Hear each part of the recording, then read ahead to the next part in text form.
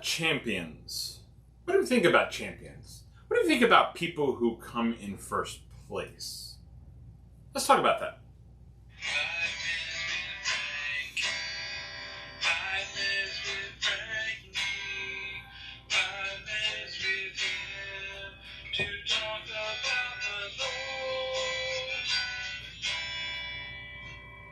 Yeah.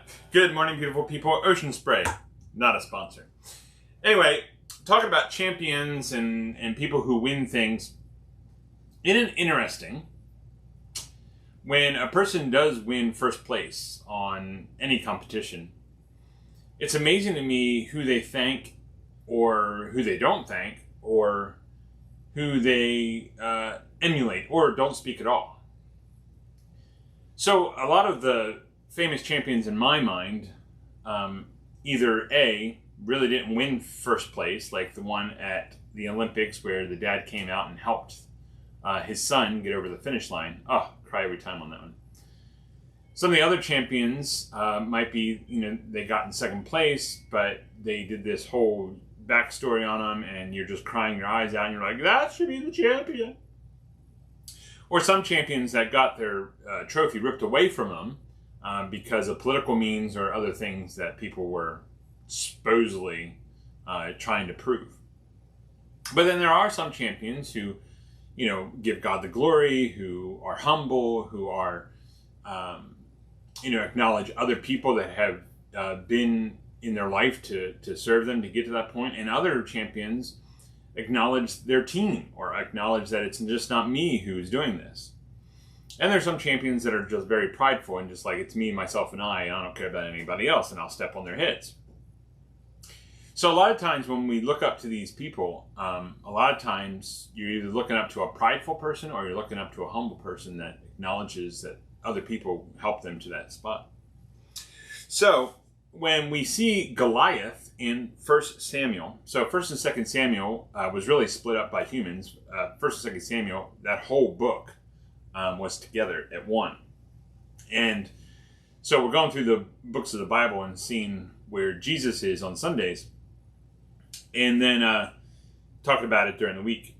So in 1 Samuel chapter 17, verse 4, we see this champion come on the scene. A champion named Goliath, who was from Gath, came out of the Philistine camp. His height was 6 cubits and a span. So that would be 9 foot 9 inches. And so if this champion came out to fight David, actually to fight the Israelite camp, and the Israelite camp was scared and kind of, was shaking in their boots. And he came out and he started cursing at their God, cursing at all kinds of things that the Israelites did. And then David overheard this and he said, isn't anybody going to do anything about this? And David went to Saul, tried to get his armor. Armor was too much. And he put his faith in God, went out and did the sling and the stone. Bam, right in the head. Goliath fell down. David chopped his head off, took it to Saul. I was like, yo, boy. But see, it wasn't David and it wasn't Goliath who defeated, who was the champion that day. David wasn't the champion and Goliath wasn't the champion. Because David acknowledged the true champion, and that is faith in God. That God delivered the Israelites and used David to do it. And David acknowledged that. David humbly said, it wasn't me, it was God. God gets the glory.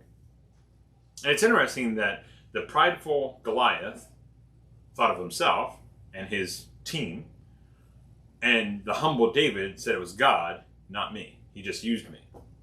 And I think that's the difference between a good champion and a bad champion. And so my encouragement for you today is, which champion are you? Are you going to say, this is all my house, this is mine, this is my job, this is my money, this is my talent, everything is mine. And I'm the champion of my own person. Or are you going to say, no, God has given me all these things for the benefit of others and to help in being a champion for Christ and his kingdom? That's my challenge for you today. I love you. Jesus loves you too. You have a great Tuesday. Can you believe it? Tuesday already.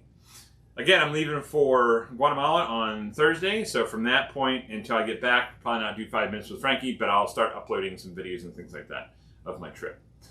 I love you. Jesus loves you too. Have a great day. Bye-bye now.